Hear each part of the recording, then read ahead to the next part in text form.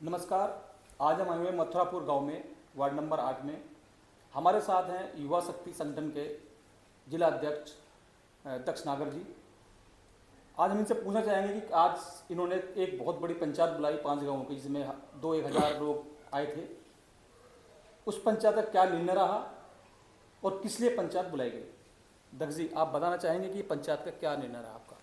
ये आज जो पंचायत हुई है ये 5 गांवों के किसानों ने बुलाई है और हरनंदीपुरम योजना जो गाजियाबाद में बसाई जा रही है, तो उसमें अभी जीडीए ने और जिला अधिकारी ने रेट निर्धारित किए हैं सर्कल रेट का 4 गुना, जिस पे किसान सहमत नहीं है। तो उसी विषय में किसानों ने पंचायत बुलाई है और किसानों ने साफ बोल दिया कि वो अपनी ज़मीन नहीं देंगे। दक्ष जी, किसान कहाँ पर सहमत होगा? डीएम साहब ने कहा जमीन लेंगे, जीडीए जो सचिव महोदय हैं वो भी कह रहे हैं हम जमीन लेंगे। तो अगर जमीन जीडीए लेने पर आता है तो किसान क्या करें? अभी जो पंचायत में जो निर्णय लिया गया है 5 गांवों के किसानों का, तो उन्होंने साफ कह दिया कि हम ज़मीन देंगे ही नहीं, देंगे ही नहीं किसी भी कीमत पे। जीडीए अगर अतिक्रमण करने पर आएगा तो उसके बाद आपका कदम क्या होगा?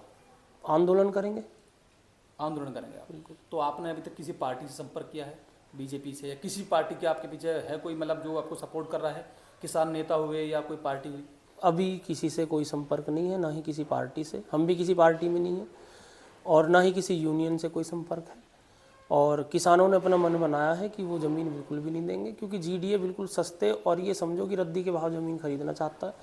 वो उन्होंने अफवाह भी फैलाई हुई है कि अखबारों के माध्यम से कि किसानों की सहमति बन गई है।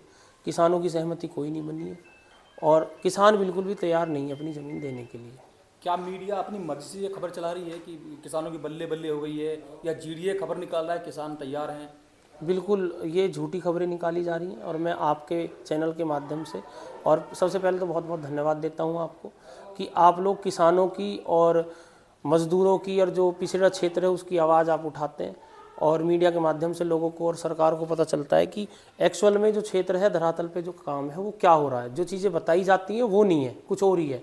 जैसे अभी आपने पूछा कि आपको अखबारों के माध्यम से निकाला जा रहा है कि किसानों की बल्ले बल्ले, कहाँ से किसानों की बल्ले बल्ले हो गई है?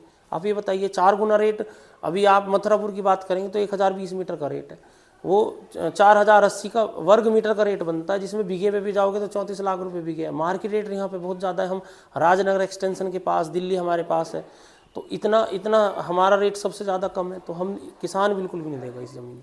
तो आपने इस जो जीडीए आपके साथ ही कार्रवाई कर रहा है कि हम सर्किल रेट कम दे रहा है आपको, आपने किसी सरकार से या किसी मंत्री से कोई संपर्क करने की कोशिश करी? नहीं, अभी कुछ संपर्क नहीं किया। आज हमारी पंचायत हुई है और पंचायत में यही निर्णय लिया गया है कि एक तो किसान ज़मीन नहीं देगा, और जल्द ही हम जिलाधिकारी महोदय को, क्योंकि वो ज़िले के मालिक हैं, उनको भी अपना एक ज्ञापन देकर उन्हें भी बताएंगे कि भाई किसान इस रेट पे, किसान तैयार ही नहीं है ज़मीन देने के लिए।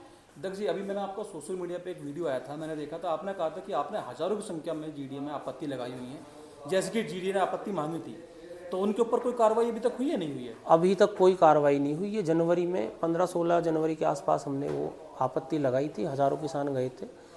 अब तक उसका कोई निस्तारण नहीं हुआ है, ना ही जीडीए ने कुछ बताया है। आप ये चीज़ बताइए, कोई हमारी चीज़, हमारी ज़मीन लेना चाहता है, उसने बोला कि आपको कोई आपत्ति है या नहीं? हमने बोला आपत्ति है, हम नहीं देंगे। उसके